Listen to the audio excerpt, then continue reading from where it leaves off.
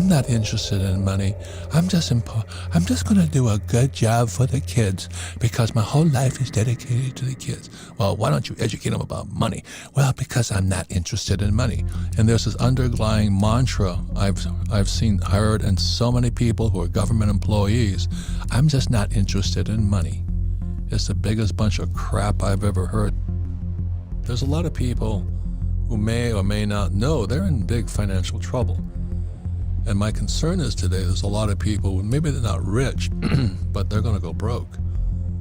So this is the SOS show from Rich Dad. We're slotting it in tight. But let me give you my background on this whole thing about why we're in this crisis. This is in 1974. I was just getting out of the Marine Corps. I was stationed in Hawaii at Kaneohe Bay Marine Corps Air Station. And I was looking for a job. And so I went and I got a job with the Xerox Corporation, not because I love Xerox machines, but I had to learn how to sell. And that was the main reason. So I interviewed with two companies, IBM and Xerox. And I took Xerox. At the same time, there was this new thing called ERISA, which I really wasn't paying much attention to, but because I was interviewing with people, I kept hearing things called ERISA. And ERISA stands for Employee Retirement Income Security Act. And every time they say the governments tell you they're going to secure your retirement, you know it's toast. I mean, I don't trust my government as far as I can throw it, and you can't throw it anywhere. So ERISA then led to this thing called the 401k. So over the next couple of years, like say 74 to like 78, I saw this exodus of school teachers leaving the profession, because my whole family of school teachers. And they were becoming financial planners. It sounded good, like they were experts in all this.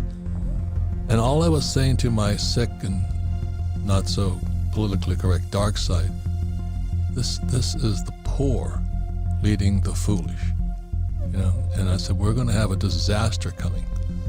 So you have these guys who know nothing about money, school teachers or all these other people who are just quitting their jobs to have a profession called financial planner.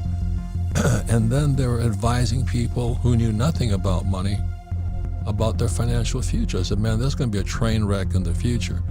Well, this is the show. The SOS is here. So if you are an old guy like me, a baby boomer who's had a 401k or an IRA, what I call defined contribution, DC pension plans, this is your show. And if you're a young person with a 401k, I'll take laps around the rosary beads for you tonight because you're an idiot. Now, one more thing I want to say here is this. We don't make recommendations. We don't tell people what to do because that's the problem. That's the primary reason people get in financial trouble. They want to be told what to do. And naturally, they'll tell them the same old garbage, the Susie Orman rhetoric, cut up your credit cards, live below your means, invest in a well-diversified portfolio of stocks, bonds, mutual funds, and ETFs. Bullshit. I would never do that. But I don't have to do that. You see, you might have to do that. There's a difference. So that's why my advice depends upon who you are, or what I do depends upon who you are. Most people, not to be tooting my own horn, but most people can't do what I do. But I practiced for all these years, since I was a kid. So this is what this show is about, because you might be in financial trouble. Your parents or your grandparents might be in severe financial trouble today because that 1974 Act, the ERISA Act, which led to the 401k and these IRAs and Roth IRAs, was specially designed for people who want to be told what to do. Go to school, get a job. Dave Ramsey's a friend of mine, and he says live debt-free. And truthfully, most people should do that, but I would never do that. Debt is money. So I come from the other side of the coin. It's all coins have three sides, heads, tails, and the edge. So on the other side of the coin is Dave Ramsey who's saying live debt-free, and most people should because they don't know how to handle debt. On the other side of the coin is I went to school to learn how to handle debt, how to raise capital using other people's money. And when you've lost somebody's money, it's pretty frightening. And so that's why I don't do this stuff. So again, honestly, the Rich Dad Radio Show does not make recommendations. We don't tell you what to do because that's the problem. You got conditioned to be led by foolish people who tell you what to do with your money. And I meet so many young people, oh, I got a great job. It's got a 401k.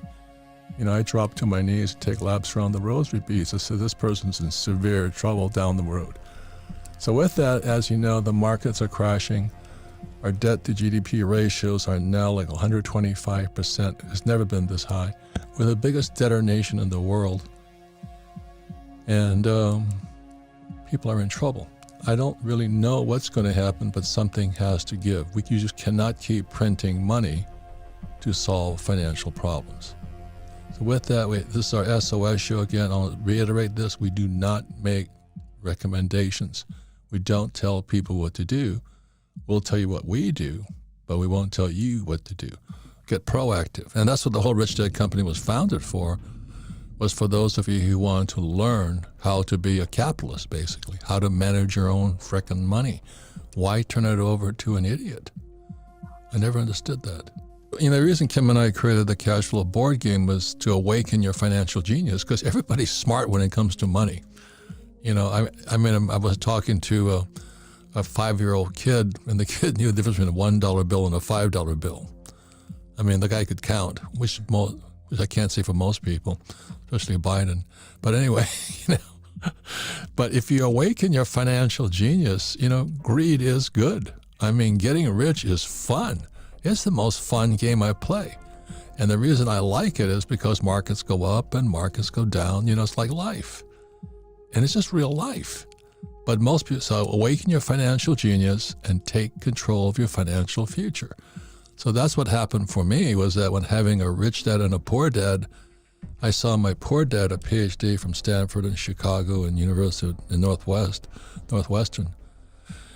He was just so content to have a PhD and a job and a government pension, which the government pension is kind of a defined benefit plan where you guaranteed a paycheck for life. That's defined benefit. And that's why so many people are government employees, which is why our government's going broke, because we got all these people who get a government job for the defined benefit pension plan. We all know that. We all know you're cowards. And, you just want to be told what to do and have somebody take care of you, give you a bottle of milk, which is no baby formula in it, unfortunately, but you're sucking on the nipple of the government, and the government's broke. That's a defined benefit pension plan. And then in 1974, they shuffled off to Buffalo all the baby boomers into defined contribution, which meant you had to contribute to it. And if it was there when you retired, good luck. You were lucky. But if it's not there, and that's what we're saying with this SOS show, it might not be there. Our education system is so corrupt, broken, and woke right now. Yeah. But most academics have this point of view. I'm not interested in money. No. There's a self-righteous, stupid underlying attitude, because I grew up with them. I'm not interested in money. I'm just going to do a good job for the kids because my whole life is dedicated to the kids. Well, why don't you educate them about money? Well, because I'm not interested in money. And there's this underlying mantra I've heard in so many people who are government employees. I'm just not interested in money. It's the biggest bunch of crap I've ever heard, because they're the first guys that fight when you take their paycheck away. And they'll sell their soul for their paycheck. But given the state of the economy, the stock market, and our brilliant leadership under Biden and Kamala, the border Harris czar, a war in Ukraine and inflation going through the roof, and Elon Musk laying off 10% of his workforce, we thought it'd be an SOS show was important.